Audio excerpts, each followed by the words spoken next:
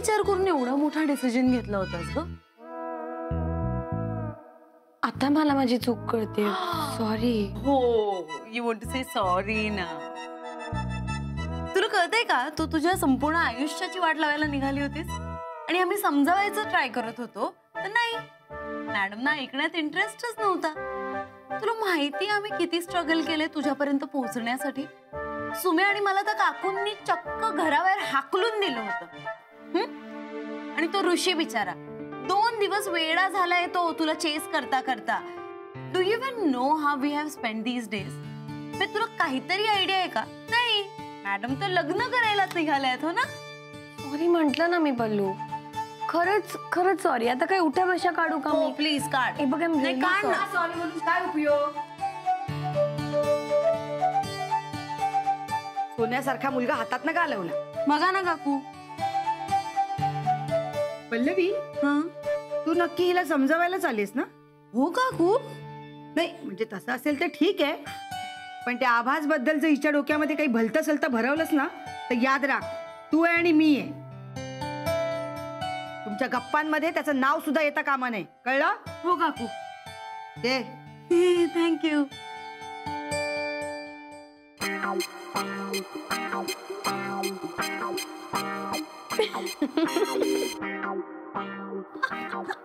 लाज वाटते का तुला? हसायला लाज वाटते का? कुठे you to laugh at me? तुला माहितीये मी किती ओरडा खाल्लाय काकूंचा. You shameless creature. Pallu, okay, मी जगातली पहिली मुलगी असेल ना जिचं लग्न मोडल्यावर ती हसते. आणि मी तिच्या वैतागलेल्या आईचा ओरडा खाणारी गरीब बिचारी मैत्रीण.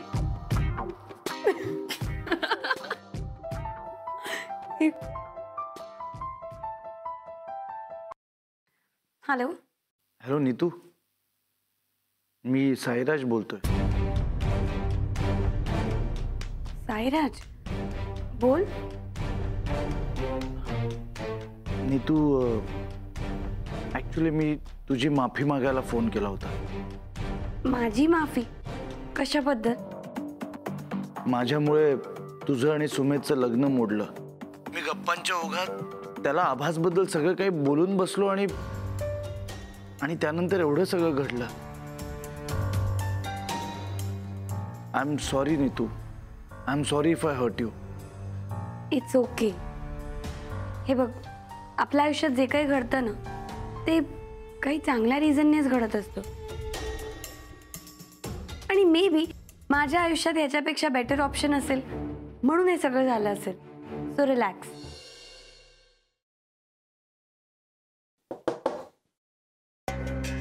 हाय, ये ना. सॉरी सॉरी, अब जस्ट इग्नोर दॅट. ते जरा रिलॅक्स. तू एवढी फॉर्मल का वागतेस? No not that way. पण तू फर्स्ट टाइम आलायस घरी आणि असा पसारा वगैरे, सो जरा कॉन्शियस झाले मी. तू काय घेणार? सरबत, चहा, कॉफी? काही नाही, मला तुझी माफी हवी. I am sorry Neetu. माझ्यामुळे तुझं लग्न मोडलं. कुठच्या मुहूर्तावर मी सुमेधच्या त्या आभासबद्दल बोललो कुणास ठाऊक.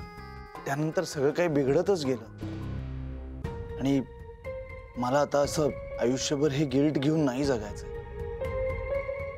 आणि जर तू मला माफ केलं नाहीस तर ते तसंच राहील. साईराज, अरे तू इतकं काय मनाला लावून घेतोयस? ऑनेस्टली मी त्या दिवशी फोनवरच तुला माफ केलं होतं. आणि तुला खरं सांगू, जे काय होतं ना ते चांगल्यासाठीच होतं. ह्या म्हणवर माझा अगदी ठाम विश्वास आहे. राईट. आणि आता तुझा हा विश्वास खरा ठरणार आहे. म्हणजे आता तुझी आणि आभासची भेट घडवून देण्याची जबाबदारी माझी. काही झालं तरी ती जबाबदारी मी पार पाडणारच. बघ तू. थँक्स.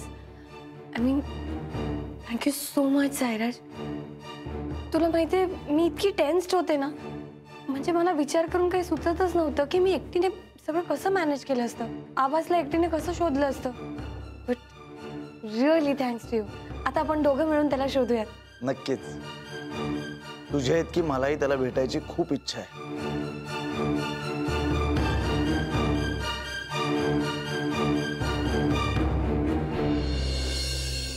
अगं रुचाला लावला होता फोन, पण तिलाही काही माहित नाहीये.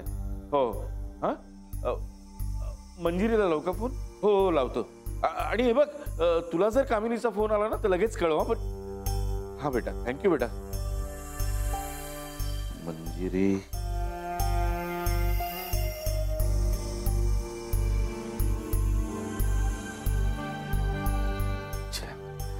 लागत का नाहीये?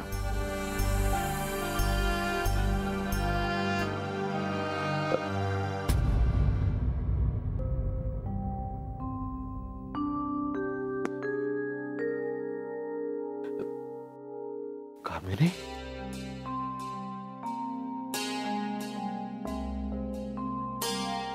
कामिनी बेटा,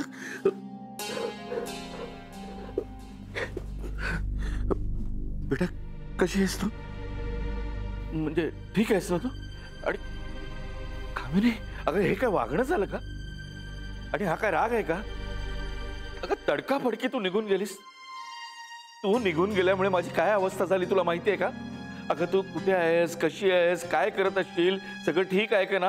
अगं रागाच्या भरात तू स्वतःचं बरं वाईट. बाबा शांत व्हा, तुम्ही आधी शांत व्हा. तुम्ही आधी इथे बसा.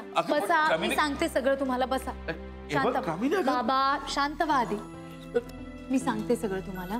शांत व्हा, रिलॅक्स रिलॅक्स. शांत व्हा म्हणे, रिलॅक्स.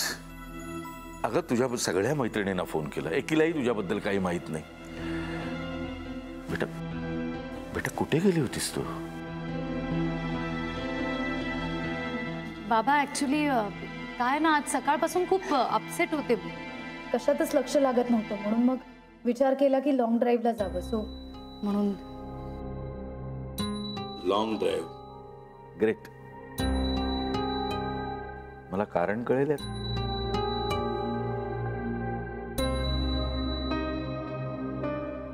कामिनी बेटा, मी तुला विचारतोय, कारण कळेल मला?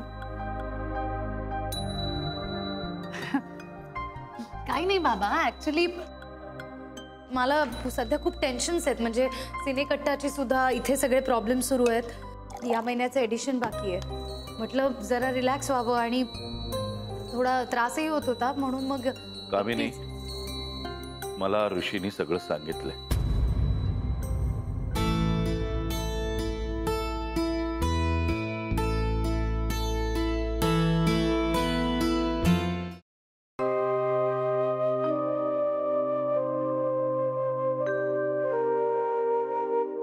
म्हणजे बेटा, काल रात्री तुमच्या दोघात जे बोलणं झालंय ना, ते मला ऋषीनी सांगितलं बेटा.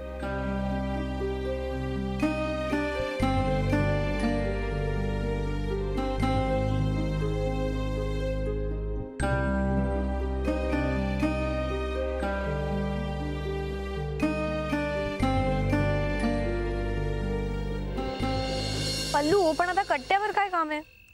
अगं मी म्हटलं जस्ट गप्पा मारू ना आपण. म्हणजे काय कॅफेमध्ये नंतर पण जाता येईल. अरे हो, पण कॅफेत बसून पण गप्पा मारल्या असतात. आणि तसे ओके, तुला जगासमोर नाही ना भेटायचंय मला, नो प्रॉब्लेम. जगासमोर यायचं नाहीये तुला तर सिक्रेटली भेटूया आपण. अँड आय प्रॉमिस, मी आपली भेट एकदम सिक्रेट ठेवेन. खरंच, अगदी पूर्ण काळजी घेईन मी त्या गोष्टीची. पण प्लीज एकदा भेट ना.